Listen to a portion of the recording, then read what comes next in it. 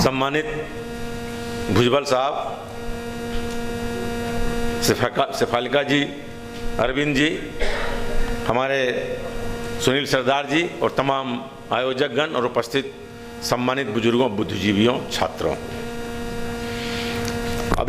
कभी सब हर समय दौर चलता है। अभी पिछड़ों का दौर चल रहा है। श्रद्धेय बीपी सिंह जी ने जो काम इस देश में किया है पिछड़ों के लिए, वो सिर्फ आरक्षण ही नहीं दिया है, आरक्षण तो दिया ही, उसके साथ साथ पिछड़ों को एक दिशा भी देने का काम किया और पिछड़ी जाति को एक पहचान देने का काम किया।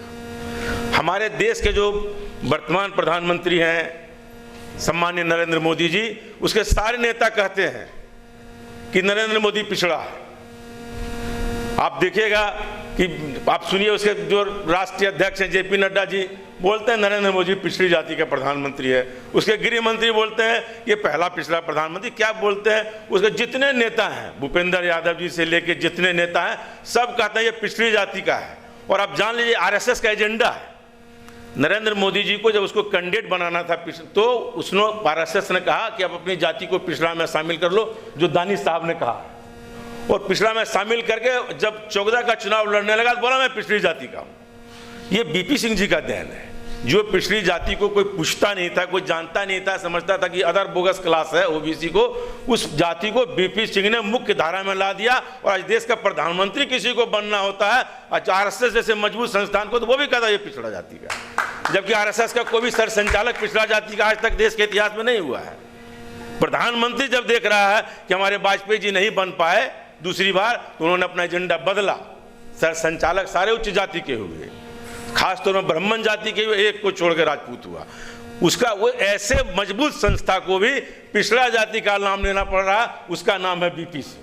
यही बीपी सिंह की देन है इस देश में। इसने एक ऐसा पिछड़े जाति को पहचान दिया, एक ताकत दिया। उस पिछड़े जाति को कहा कि तुम्हारी आबादी इतनी है, तुम अपनी ताकत को पहचानो। उस पहचान कराने में बीपी सिंह ने अपना कुर्सी का बलिदान किया, कुर्बान किया। कौन ऐसा आदमी है आज देश के इतिहास में एक साधारण पंच का पद तो को छोड़ने के लिए तैयार ही नहीं होता है। हमको कोई बोलेगा कि अगर आपको एमपी का टिकट नहीं देंगे, फलाना समझौता कर लीजिए, तुरंत तैयार हो जाएंगे। लेकिन बीपी सिंह जी एक ऐसी शख्सियत थी इस देश में जिन्होंने प्रधानमंत्री की कुर्सी का परवाह नहीं किया और मंडल कमीशन को लागू करके इस देश के पिछड़ों को ताकत दिया कि तुम्हारी ये ताकत। और आज जो हमारा तथाकथित पिछड़ा प्रधानमंत्री है, उसका क्या काम है? वो सिर्फ पिछड़ों के विपक्ष का काम करता है। एक भी काम इस 9 साल में पिछड़ी जाति के लिए इस प्रधानमंत्री ने नहीं किया है, क्योंकि उसको तो सिर्फ आरएसएस के एजेंडा को लागू करना है, पिछड़ा का कोई काम उनको नहीं करना। और सारी नौकरियां जो पिछड़े जाति की है उसको सबको प्राइवेट में दिया जा रहा है। सारी नौकरियों का जो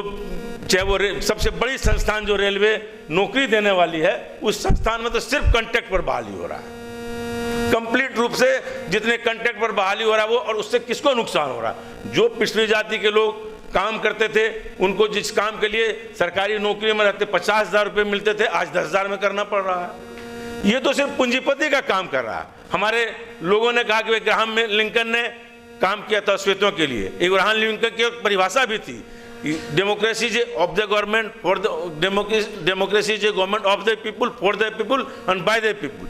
मोदी जी के जमाने में क्या है, democracy is of the capitalist for the capitalist and by the capitalist. ये सिर्फ पूंजीपतियों के लिए काम करते हैं। कहते हैं कि पिछड़ा जाति के हैं, लेकिन काम पूंजीपतियों का करते हैं। एक भी यदि जो पिछड़ा जाति का लोग सरकारी नौकरी में रह के 50,000 रुपया तनख्वाह पा रहा था, प्राइवेट नौकरी में उसको 10,000 मिल रहा है, ये किसका नुकसान कर रहे हैं? ये तो कोई काम अपने जो इतने 9 साल के शासनकाल में ये उदाहरण नहीं बता सकते कि हमने पिछड़ा जाति के लिए कोई काम किया। ये बोलते हैं कि हमने पिछड़ा वर्ग आयोग बनाया। अरे भाई, पिछड़ा वर्ग आयोग क्या बनाया?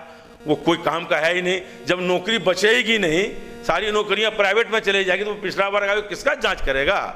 नौकरी तो रहने दीजिए सरकारी। आप जो बड़े बड़े संस्थान हैं ये कहते हैं कि यूपीएससी में भी हम डायरेक्ट बहाली कर लेंगे। अब आप समझ लीजिए कहाँ आप जाइएगा। हम लोग तो कहते थे यूपीएससी एक ऐसी संस्थान है जिसका नौकरी परीक्षा पास करके ही लिया जा सकता है। कहता कोई आवश्यकता नहीं परीक्षा पास करने का, हम लगेगा कि ये टैलेंटेड है, हम उसको ज्वाइंट सेक्रेटरी बना देंगे। ये तो इनका कि सारे जितने भी संवैधानिक संस्थाएं हैं उसको ध्वस्त करने पर तुले हुए हैं। जितनी भी पॉलिटिकल पार्टियां उसको ध्वस्त करने पर तुले, उसके साथ ही साथ और भी है।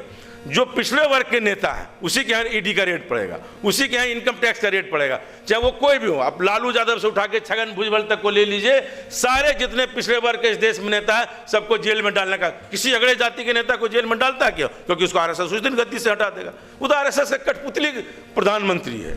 आरएसएस आज बोलेगा गेट डाउन, कल गेट डाउन। जितने भी अधिकारी हमारे पिछड़े जाति के सब पर जांच बैठवाता है, जितने भी अधिकारी, जितने हमारे मंत्री, नेता, एमएलए, एमपी सब पिछड़े जाति के, सब पर छापा मरवाता है। आपको कोई संपत्ति रहे कि नहीं, इनकम टैक्स का छापा सवेरे पड़ जाएगा आपको। आपने कोई कार्यक्रम किया भाजपा के खिलाफ में, नरेंद्र मोदी के खिलाफ में, आपको तुरंत जेल में डाल देगा। हम लोग सब जो आंदोलन आज जो इकट्ठा हुए हैं, जो बोल रहे किसी दिन हमको भी पता लगा कि जेल में डाल दिया, चिंता, हम लोग जेल जाने से नहीं डरते हैं। पहली बात है कि इतना तो ताकत रख के ही नरेंद्र मोदी जी के खिलाफ हम लोग बोलते हैं कि जेल जिस दिन भेजने की इच्छा हो भेज दीजिएगा, कोई चिंता नहीं है। आप जाली ईडी, सीबीआई, इनकम टैक्स लगाते रहिए, कहीं कुछ नहीं होगा। क्या हुआ? भुजबल साहब पर लगाया, सीधे बरी हो गए। इसलिए इन पर लगाया कि वो पिछड़े जाति के थे। लालू यादव के ऊपर क्या घोटाला कारोबार, मात्र 900 करोड़ का, वो भी 20 साल में इतना मुकदमा डाल दिया। क्योंकि जो लोग भी आर्यन सोसाइटी के लोगों का विरोध करेगा, जो लोग भी आरएसएस का खिलाफ करेगा इस देश में, उसको निश्चित तौर पर झूठे मुकदमे में फंसा के जेल में बंद करने का यही काम है इस सरकार का। और बहुत सारे आपने देख ही रहा होगा। सबसे दुर्भाग्य क्या है नॉर्थ इंडिया का? नॉर्थ इंडिया में राजनीतिक जागरूकता तो है, लेकिन कोई सोशल रिफॉर्मर फूले और पेरियार की तरह नहीं हुआ। यदि नॉर्थ इंडिया में भी यूपी, बिहार, मध्य प्रदेश, इन इलाकों में फूले और पेरियार की तरह कोई सोशल सामाजिक सुधारक पैदा लेता तो ये स्थिति हम लोग की। राजनीतिक रूप से हम जागरूक हैं, लेकिन धर्म के मामले में इतना हम लोग फंसे हुए हैं, इतना लगे हुए हैं कि हम लोग उसी में उलझे रहते हैं। राजनीतिक क्रांति हम कर सकते हैं, बदलाव ला सकते हैं, लेकिन साथ ही साथ जो जितनी धार्मिक व्यवस्था जो आरएसएस फैलाना चाहता है, भाजपा फैलाना चाहता है, उसमें हम लोग सब उलझे हुए। इन 3-4 प्रदेशों के लोग जो कि इस देश का दिशा बदल सकते हैं। दक्षिण भारत हमारा प्रगति पर आ गया है। जब जब भी सरकारें बनती है इस देश में भारतीय जनता पार्टी की, जब उत्तर प्रदेश, बिहार, मध्य प्रदेश, झारखंड, इन प्रदेशों से पश्चिम बंगाल, इसका जब वो एमपी जीतता तभी वो बना पाते हैं। इसके पहले वो 200 पर जाते हैं। लेकिन आप देखिएगा जब 272 हुआ या 300 हुआ तो उसमें बिहार, यूपी, मध्य प्रदेश का योगदान है। और जब कुछ देने की बारी आती है, ये पूरा ये ईस्टर्न इंडिया और नॉर्थ इंडिया को कहाँ सब गुजरात ले जाते हैं, कहाँ महाराष्ट्र ले जाएंगे, सारा चीज। और अब तो महाराष्ट्र को भी बात करके सब गुजरात ले गए। अब तो महाराष्ट्र के लोग भी आंदोलन कर रहे हैं कि सब अब गुजरात ले गए। ये साजिश है। ये सिर्फ पूंजीपतियों का काम करना चाहता है। ये सिर्फ तथाकथित पिछड़ा है, घोर पिछड़ा विरोधी। ऐसा पिछड़ा विरोधी प्रधानमंत्री हो नहीं सकता है।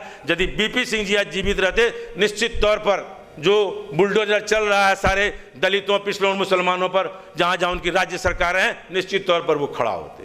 इसलिए हम लोग बीपी सिंह के प्रति श्रद्धा रखते हैं। क्यों कोई श्रद्धा रखेगा? क्योंकि बीपी सिंह जी स्वर्ण जाति में पैदा लेके पिछड़ों का काम किया। तो स्वर्ण जाति क्यों उनका जयंती मनाएगा, क्यों उनका जन्मदिन पर याद करेगा? वो तो कहता कि आपने हमारे साथ अन्याय किया। जो पिछड़ा जाति के हम लोग हैं वो भी भूल रहे हैं। यदि आज अंबेडकर को शेड्यूल कास्ट और शेड्यूल ट्राइब्स के लोग याद नहीं करते तो उनका भी आरक्षण समाप्त हो जाता। पिछड़ा जाति का आरक्षण, पिछड़ा जाति का अस्तित्व तभी बन सकता है, बच सकता है, जो काम बीपी सिंह ने हमारे लिए किया है उसको हम हर साल उनके जन्मदिन पर याद करें। तभी लगेगा कि नहीं पिछड़ों में कोई एकता है। आप देखिएगा कि पूरे देश पैमाने पर बहुत कम जगह बीपी सिंह के जयंती पर लोगों को याद किया जाता है। क्योंकि सब तो जाति कुंवर सिंह का बना लेगा, सबका सिख बोला कि जोगी रहेगा, पूरा भीड़ रहेगा राजपूतों का, आज नहीं रहेगा।